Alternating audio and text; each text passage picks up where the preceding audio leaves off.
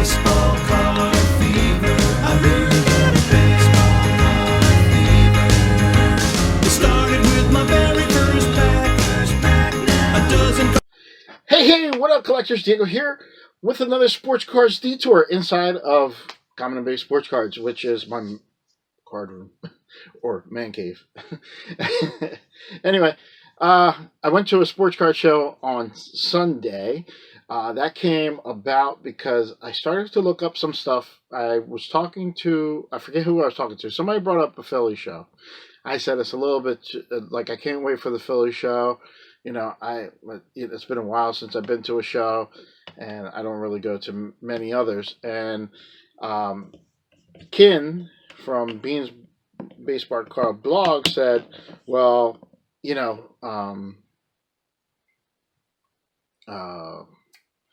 Michael and Westergriff, they go to local shows from they go to local shows near you, like in which is actually in the Chamonix Mall, like it's a mall show. And I was sitting there and I said, well, it's a little too far from me. And the reason why I say that is because I have two younger kids. I have two way older kids, but I have two younger kids now, and I was like, I don't know if I can go out that long for, take that long of a ride and then try and come back if there's an emergency or whatever. Anyway, so I was looking them up, and I said, maybe one day I might. So let me just see where the Chamonix Mall is, and let me see if I can find like any other card shows that are local to the southern New Jersey. There's a difference between southern New Jersey and northern New Jersey. Northern New Jersey seems to have all of the better. They seem to have all the better. They have stores up there. They have the better like people actually do card shows and stuff like that. Where here, it's really hard to find. You have to go to Philly. You have to go to Philly to because that's the closest. Go around Philly and try and find some stuff like King of Prussia and stuff like that. Anyway. That's the area. So I ended up looking, and I found something that was in Delaware, and I'm actually closer to Delaware than I am most of the shows in Philly. So I said, you know what? I'm going to go ahead and take that drive over. I told my non-collecting best friend, to come with me. I said, I don't know where I'm going, so it's about a 45-minute drive from my house. It ended up being an hour drive because I had to go pick him up, and he lives 15 minutes the other way. So anyway, we end up going to the show and picking up. I end up having a good time, and it's a monthly show that I found out. So hopefully I can go back. If not next month, then the month after that. I was a little shy. I got a little gun shy with like taking some video of the place while I don't know. I just didn't have enough courage. But we went there. We talked to a few sellers. I bought a few cards. I saw a couple of cool cards. I did take a couple of videos of some cases, and I'll try and link this in this video.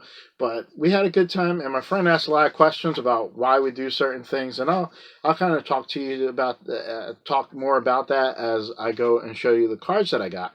I ended up getting like over 1,600 cards. Sounds like a lot, right? Yeah, it is a lot. I shouldn't have done that. Anyway, I have to flip over the camera to let you guys see what I got. So give me a second to prepare for that, and we'll talk. All right, later. Collectors. So I said that I had 1,600 cards, and the 1,600 cards are mostly over 600 cards because this box that I purchased here. It was $15. I usually buy these kind of boxes here for like $10. I was like, man, 1,600 cards, I'm gonna buy it. I'm gonna take it with me as I'm walking out of the show. And I said, yep, that's good. And when I opened it up, it had a lot of like recent year stuff, flagship and stuff like that, which is all fine with me. And I said, I'm gonna take these with me. Now what I'm gonna do here is I'm gonna be showing you some of the cards that I got. And I'm going to talk a little bit about the show while I'm showing the cards. I'll show some front and back and kind of like go on with that. And hopefully I can get it done within a reasonable amount of time since the first portion of this video was like 4 minutes long. All right. So anyway, we get to the card show. And It's pretty small. I would say there was probably about 20 tables, and it's run by A to Z Promotions. This is actually the table where this came from. A to Z Promotions runs it, and it's in Delaware. It was a pretty easy ride for me, and we went in, and I went with my friend who doesn't really collect baseball cards. Actually, he doesn't at all. I don't know why I say he doesn't really, but he doesn't collect baseball cards or anything like that. So he was, asking me questions about, why certain cards were so this much money and what are these pieces inside of them. And I told him they're probably pieces of somebody's jockstrap or some piece of woman's clothing for recent Panini misfortunes. But anyway, I said, like, each one there's some that have serial numbers, there's some that are autographs, so each card has a different value to them, and depending on the person who buys it, it's either got to stay at that value or go up or go down from there. He asked me, he saw like some guys with a list with numbers on them. He said, what are those guys doing? And I said, well, that seller right there, he's like the guy that you go to for to fill your sets. Like I said, the guy that we first visited, he was more of a, I would call it, you're looking for specific things, type of seller, where you're looking for the shiny cards, the prism cards and the chrome cards, kind of like this one here. And I say, you're looking for stuff like this, and he's the one who has them, And these guys over here, they have all the main cards from the set in this box, and they just open up product, and they're just taking out the stars. But what they do with the leftovers is they put it in a box and sell it for about 10 cents each, maybe less, depending on the seller. And you could fill up your set, finish off your set after you have the enjoyment of ripping open some boxes, which is is the fun part of set collecting. Like, you want to rip it open a couple boxes and packs, see how far you can get, and then fill in the rest of the pieces at a card show or something like that, which makes it enjoyable. Like it's kind of like putting a puzzle together for some collectors. So he was like, yeah, I get that. And then we started talking to some of the sellers that were there.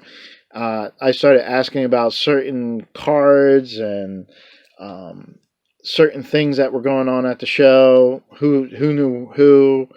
And I remember at one table we started talking, because my friend had a concert jersey, a concert shirt on. The seller started talking about music and the shows that he's been to, and we talked about the ones that we can't remember going to, but we used to in our youth. And as we got older, like, me and my friend did a lot of stuff as far as band. I used to be in a band. I'm a bass player, and we used to go to a lot of shows. We never really made it anywhere besides the garage, and maybe some local parties, but we never really got any bigger than that. So it was a good time of our life, and that was when music really was key for me. Of course, nowadays I don't pick up my bass as much because my fingers, I have like carpal tunnel, so my fingers are not what they used to be. They tend to go numb on me, so I don't know what's going on. Anyway, as we go through the show, we talk to people. I'm having a good time looking for cards. I'm just flicking through all of them. And my friend's like, I'm getting kind of bored. Let me go out. And that's when I started searching like the 10-cent boxes and stuff like that, because I knew I had a little bit more time and I wasn't explaining too much stuff. But as we were leaving the show, he was like, you know what? Collecting is not for me. He's like, I wanted to buy a couple cards because I'm a Cincinnati fan and I thought that would be cool, but I really just didn't want. I don't want to start on something that I know I'm not going to finish. Like, I'm not devoted like you are. He said it took me forever to just find a team that I like or go back to a team that I liked when I was younger, and that was the Bengals. And he doesn't really follow any other sports, although he goes with me to a lot of events. So we go on, and he's like, what I saw there was you guys, like, it's like a community, and you're just part of the community where you're just interacting with people, and baseball cards is the thing that kind of brings you guys together. And I said, yeah, it's basically like that. Like I said, I have groups. I told them about my YouTube, and I told them, I said, I have a lot of different avenues to talk to people. I really don't have anybody local. Like, nobody's going to get excited because I got this Alex Rodriguez die cut card from 2020. You know what I mean? So I said, and it's good to have somebody out there that says, wow, man, good pickup or something like that. And he said, yeah, it's definitely like what would make it worth it for me if I was to ever get in. It was doing that thing, talking to people and meeting new people and finding out the other interests they have besides just baseball cards. But baseball cards are the common theme. And I said, yeah, that it's a lot of what it is. We love our cards, but there's a whole different thing to it. He did ask me why didn't I sell my cards, and I said the problem is me. As a collector, when I pay like a lot of money for. By the way, I'm showing this card because it has a really interesting story on the back, just in case you didn't know it. I said, for me as a collector, I tend to, when I buy something, it's because I really want it. And if it's an expensive card, like if it's a Ryan Sandberg card, I said, and I buy it, it's not leaving my possession. It's my kid's card after me when I pass. But, sorry. Anyway, I was just like, yeah, I can't sell those cards. Like, it's really hard for me. I said, it doesn't bother me to pick up a few cards here and there for a couple people that I know, like kind of like what this card is here. I'm just picking up a card here and I'm saying, hey, this is for you guys. This might be for, Neil. And I said, I could do a couple shopping. And then he also said, well, I see that you also like when he said, I noticed like when you were looking for a card that you asked the guy what was he looking for, and I said, yeah, you try and minimize how much they're looking for stuff because I don't know, it's just the right thing to do. If he's looking in a box and it's unsorted and he's looking for a particular team or group of cards, then hey, while I'm passing them by, I'll throw one or two in there. Now, when you're trying to return the favor to me, it never works because it's whatever catches my eye. Kind of like these stickers here that you're looking at right now. Like these stickers here, man, I was like, I don't remember ever seeing these things. I remember these type of stickers, but usually there was a puzzle piece in the back. I do not remember these recapping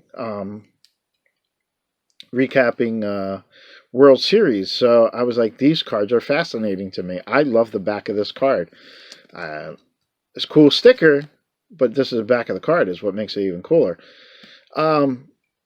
So I was just like, man, this is really awesome. So I got way off topic there. So anyway, that was basically like the gist of what was going on at the card show. It was a pretty fun, but my interaction with having my friend there was pretty cool too.